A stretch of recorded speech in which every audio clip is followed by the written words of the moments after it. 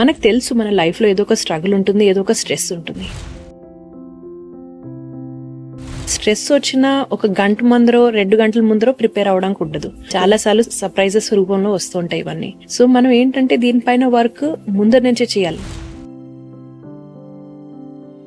ఇది చెప్పడానికి చాలా ఈజీగా ఉంటుంది, బట్ ఆ సిచ్యువేషన్ లో ఒక పర్సన్ చాలా ఎమోషనల్ అయినప్పుడు ఇవన్నీ ఏం రావు.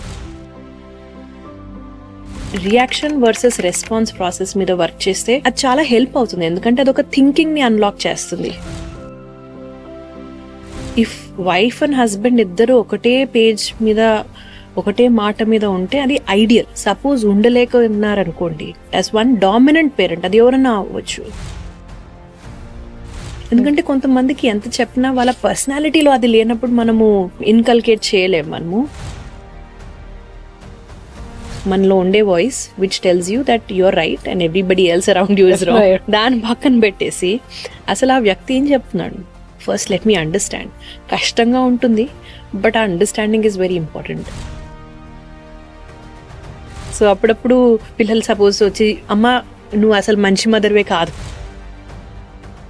ఓకే, బాబో పాపో ఇలా చెప్పింది, ఏం నడిచింది వాళ్ళ మైండ్లో? ఎందుకు నాన్న నీకు అలాగ అనిపించింది? ఇంకా చెప్పు, ఎప్పుడు నుంచి అనిపిస్తుంది?